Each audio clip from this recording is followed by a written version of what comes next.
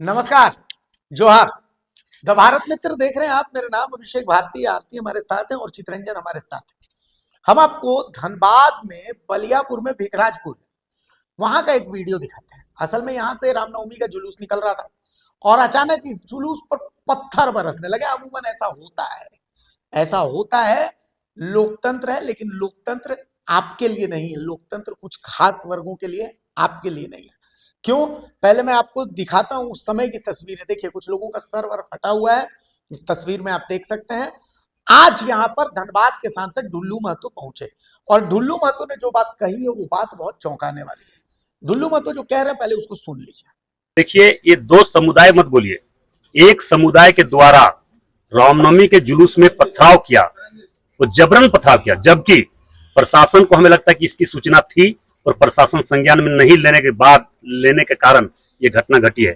आज से कुछ ही दिन पहले एक गाय का मुंडी काट के एक हमारे भाई, उनका नाम क्या हम नहीं जान रहे हैं, शत्रुधन महतो, उनके घर में उनका बगान में रख दिया था, बगीचा में रख दिया था। उसके बाद इतना बड़ा घटना के बाद वैसे लोगों पर संज्ञान नहीं लिया तो उसका मनोबल तो बढ़ेगा ही, और वैसे लोगों को मनोबल बढ़ने का कारण ये घटना घटी है। इसका जवाबदेह प्रशासन है और प्रशासन निर्दोष लोगों को जेल न भेजे, नहीं तो प्रशासन से लोगों का विश्वास उठता जा रहा और उठ जाएगा। क्योंकि ये सच्चाई है, जो रामनवमी के जुलूस लेके जा रहा था वो तो अपने गाजे बाजे के साथ जा रहा था, किसी प्रकार का कोई नारा नहीं। जो हमारा सनातन संस्कृति बोलता उसी विचारधारा पर हम लोग आगे बढ़ रहे थे, चल रहे थे। उसके बाद पथराव, अचानक पथराव करना, ये कहां से न्याय है?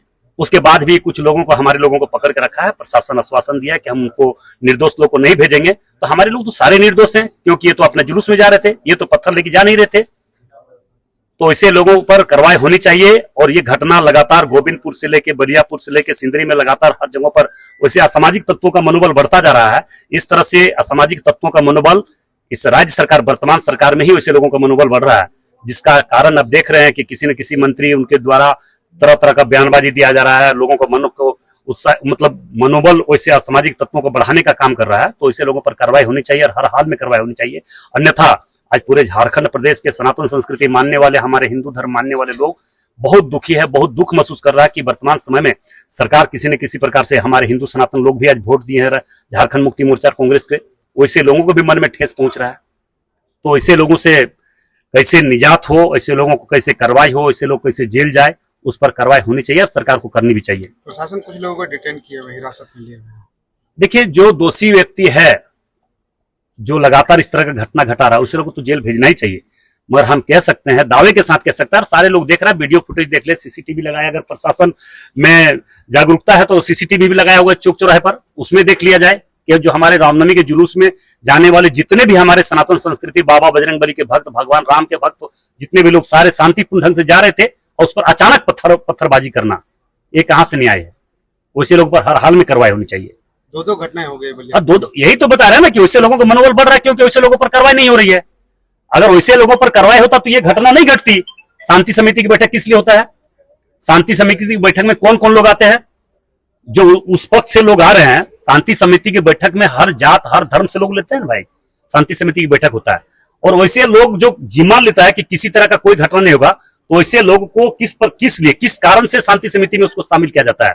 जो लोग अपने समाज को नहीं रक्षा दे सकता है, सुरक्षा नहीं दे सकता, समाज को नहीं कंट्रोल कर सकता, समाज को कन्विंस नहीं कर सकता है, तो ऐसे लोगों को शांति समिति में रखना भी नहीं चाहिए। जो असामाजिक तत्व के लोग हैं, असामाजिक सोच रखने वाले लोग हैं, वैसे लोगों को सामाजिक शांति समिति में रखना ही नहीं चाहिए। शांति समिति में रहने के बाद इस तरह से बड़ा बड़ा घटना घटना दुर्भाग्यपूर्ण है। सुन लिया आपने। गजब की स्थिति यह है कि लोकतंत्र, सेक्युलरिज्म, सब कुछ बचाने का जिम्मा हिंदू के माथे पर ही डाल दिया गया है। गजब की स्थिति। मतलब आप सोचिए, ढुल्लू महतो जो बता रहे हैं कि आज से कुछ दिन पहले वहां पर एक गाय का सर काट करके फेंक दिया गया, गाय का सर काट करके बगान में फेंक दिया गया। बिल्कुल। और किसी की कुछ गिरफ्तारी नहीं हुई, कुछ भी नहीं हुआ। और अभी भी ढुल्लू महतो का यह दावा है कि कुछ जो जुलूस में हिंदू लोग थे उनको अरेस्ट किया गया है, उनको मतलब हिरासत में लिया गया है कि भाई जो है दोषी भी यही है, मार भी यही खाएंगे, पत्थर भी यही खाएंगे और दोषी भी यही है। क्यों? क्योंकि लास्ट में सबसे बेस्ट चीज जो प्रशासन के पास आती है और जो हमारे दूसरे जो कौम के लोग हैं उनके पास आती है कि विवादित गाना बज रहा था। तो विवादित गाना क्या बज रहा था? तो जय श्री राम बज रहा था। तो जय श्री राम जो है वो विवादित हो जाता है। हाँ आरती, क्या कहिएगा इसमें? बिल्कुल। Secularism on top. हाँ बिल्कुल, सेक्युलरिज्म ऑन टॉप है ये। और ये सही कहा आपने कि ये सारा जिम्मा, और हम हमेशा देखिए ये भले ही ये कहते हैं, लेकिन यूट्यूब के जरिए आप एक चीज जरूर आप समझिएगा कि आप ऑडियंस से, सोसाइटी से, लोगों से ना आप बहुत जल्दी कनेक्ट भी होते हैं। हम जब ऐसी कोई खबरें दिखाते हैं तो हम जनरली उस समुदाय के लिए जो हमला कर रहे हैं, जो पथराव कर रहे हैं, उनको हम लिखते हैं दूसरे समुदाय, दूसरा गुट। कभी भी आप देखिए तो वो कमेंट सेक्शन में हमें ये बोला जाता है, हमसे ये पूछा जाता है कि आप लोग हर वक्त दूसरा समुदाय क्यों कहते हैं, खास वर्ग क्यों कहते हैं? आप कह सकते हैं कि मुस्लिम समुदाय ने हमला किया है। मुस्लिम नाम लेना गुनाह है कि मुस्लिम समुदाय ने ये किया है, ये नाम लेना गुनाह है। क्योंकि अगर ये हिंदू समाज अगर मुस्लिम समुदाय कहता है, मुस्लिम लोग कहता है, तो फिर आप पर कंटेम्प्ट हो जाएगा भाई, फिर आप तो सलाखों के पीछे चले जाएगा, आपने क्या नाम ले लिया। लेकिन ये सारा जिम्मा, हम जय श्री राम के नारे लगा रहे हैं तो वो विवादित नारा है, जय श्री राम का गाना बज रहा है तो वो विवादित गाना है। और अगर उस पर प्रशासन कार्रवाई कर रही है तो फिर जिन पर हमला हुआ, जो पथराव में घायल हुए, ये आरोप धनबाद सांसद लगा रहे हैं भाई कि उन्हीं को जेल में ठूस दिया गया है, उनको छोड़ा नहीं गया है। ये कहा जा रहा है कि जांच चल रही है, जांच के बाद उन्हें रिहा किया जाएगा, जो सच सामने आएगा तब, और तब तक। लेकिन इस वाकये को आप ऐसे समझ सकते हैं, अभी मुझे लगता है कि 3 या 4 दिन हुए होंगे भारती, जब जो कहते हैं बागवानी करते हैं लोग अपने घरों में, तो वैसे ही किसी एक घर के बागवानी में गौ अवशेष मिला। उस वक्त भी जब हंगामा मचा, बवाल मचा, तो ये कहा गया कि दूसरे समुदाय के लोगों ने ऐसा किया है क्योंकि रामनवमी सर पर थी। तो ये सब कुछ फैब्रिकेट किया गया। इसके बावजूद प्रशासन ने क्या किया, वहां पर कहा कि नहीं नहीं ऐसा कुछ नहीं है, अफवाह फैलाया जा रहा है, लोगों को ऐसा कुछ नहीं है, शांति बनाए रखिए। अपील की गई, कहा गया कि अगर किसी ने भी कुछ भी इसके बारे में लिखा, बोला तो फिर कार्रवाई होगी। आपने वहां मामला सलटा दिया। कल जब रामनवमी के मौके पर ऐसा हुआ, उस वक्त भी आप यही कर रहे हैं। तो हिंदू क्या है? हिंदू को आप मारिए भी, पीटिए भी, धर्म भी बचाइए, सब कुछ हिंदू झेलेगा, सब कुछ करने के लिए। क्योंकि सेक्युलरिज्म जो है वो सिर्फ और सिर्फ हिंदू ही बचा रहे हैं, बाकी किसी धर्म के लिए ये चीजें मायने नहीं रखती हैं। अब मैं तो कह रही हूँ, हम दूसरे समुदाय बोलते हैं ना, कितने लोग खुल के बोल पाते हैं कि मुस्लिमों ने हमला किया है, मुस्लिमों ने पथराव किया है? किया तो उन्होंने ही है ना। और ये धनबाद का क्या, हम इस देश में रह रहे हैं जहां पर सनातन यहां से फॉलो होता है पूरे विश्व में, हिंदुस्तान से, लेकिन हम महुदी में रामनवमी की यात्रा नहीं निकाल पाए, वहां पर और वहां से हम जुलूस नहीं निकाल पाए, और ना निकाल सकते हैं। क्यों भाई? हम क्या ईरान में रह रहे हैं? क्या हम पाकिस्तान में रह रहे हैं कि हम यहाँ से हिंदू पर्व त्योहार अगर कुछ मना रहे हैं तो हमारे लिए बाकायदा एक रोड मैप तैयार किया जाएगा, ताकि दूसरे समुदाय को ये दिक्कत ना हो जाए कि वहां उस गली में अगर दूसरे समुदाय के लोग रह रहे हैं तो वहां पर जय श्री राम घोष सुनाई पड़ेगा, वहां पर जय श्री राम के नारे लग जाएंगे तो उनको तकलीफ हो जाएगी, तो वहां पर सेक्युलरिज्म आपका खत्म हो जाएगा।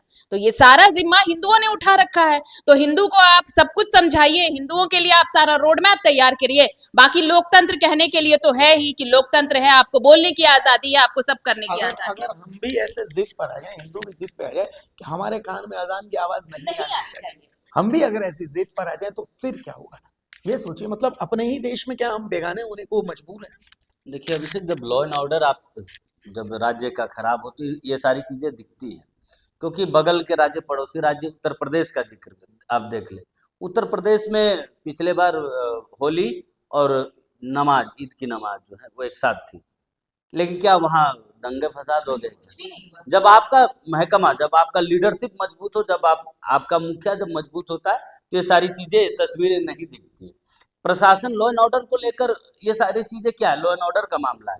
जब राज्य का लॉ एंड ऑर्डर ही बिगड़ा हो, लॉ अलग हो, ऑर्डर अलग हो, तो ये सारी चीजें आपको, ऑर्डर जो है दूसरे तरीके से आपको देखने को मिलेगा। तो राज्य का इन दिनों यही है कि लॉ एंड ऑर्डर दोनों अलग अलग है। और ये सिर्फ विपक्ष नहीं, क्योंकि आज भी आदित्य साहू ने प्रेस कॉन्फ्रेंस करके हजारीबाग की घटना को लेकर जो है लॉ एंड ऑर्डर पर सवाल उठाए। अंबा प्रसाद उन्हीं की पार्टी, सहयोगी पार्टी है ना कांग्रेस सरकार, वो लॉ एंड ऑर्डर पर अब जो है सरकार को घेर रही। यानी कि और ये मामला लॉ एंड ऑर्डर का, कि प्रशासन का डर भय सब समाप्त हो चुका है, प्रशासन से लॉ एंड ऑर्डर नहीं संभल रहा, तब तो आप एक जुलूस जो है आप शांति तरीके से पार नहीं करा पा रहे। देखिए कोई भी एक रास्ता, जैसे ऑफिस के बाहर का ही हम करते हैं, हरमू रोड परिचालन शुरू है, यहाँ सामान्य तौर पर आना जाना। अब कोई व्यक्ति आ रहा है, वो जय श्री राम कहते हुए आ रहा है, उसके साथ 10 लोग अगर जय श्री राम कहते हुए क्रॉस हो जा रहे हैं, तो क्या लॉ एंड ऑर्डर बिगड़ जा रहे हैं? आपकी व्यवस्था आप उसी के लिए है कि आप जो है लॉ एंड ऑर्डर को बना के रखिए अच्छे से। उस जुलूस को अगर जुलूस के शक्ल में, शोभा यात्रा के शक्ल में, तो उसको आप शांति व्यवस्था के साथ पार करें।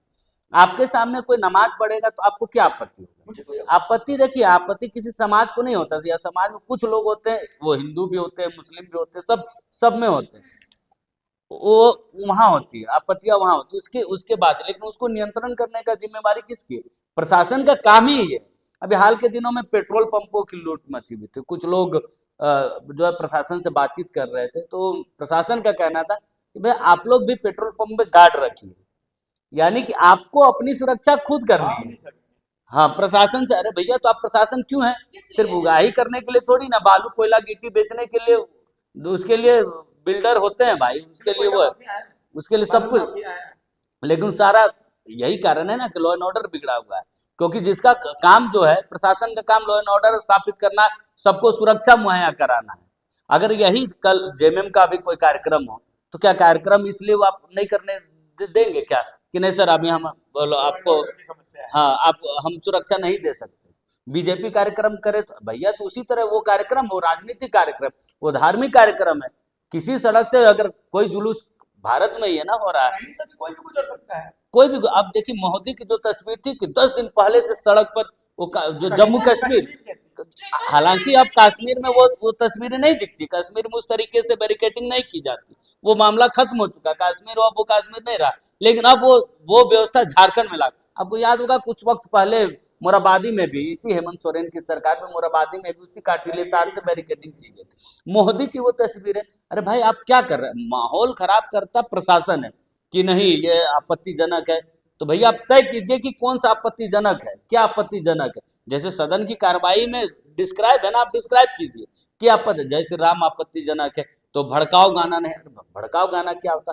जय श्री राम भी भड़काऊ हो जाता। जब आप जय श्री राम के नारे से अगर आप मान लिए कि नहीं भड़काऊ है, तो वो भी भड़काऊ है। अरे जय श्री राम क्या है? तो आप चर्चा में नहीं, जय श्री राम में जोश है।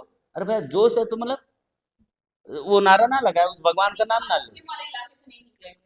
तो ये सारी चीजें। अब मोहर्रम के जुलूस होगा तो उसमें आप एक, अरे भैया किसी का भी जुलूस हो, किसी का भी शोभा यात्रा, उसमें व्यवस्था बनाना आपका काम, आपकी जिम्मेवारी। आप सोचिए, यानी कि आप फ्लैट, अभी अमूमन आप देखते होंगे किसी भी फ्लैट वगैरह में जाएंगे तो आपको गार्ड दिखेंगे। ये क्या है?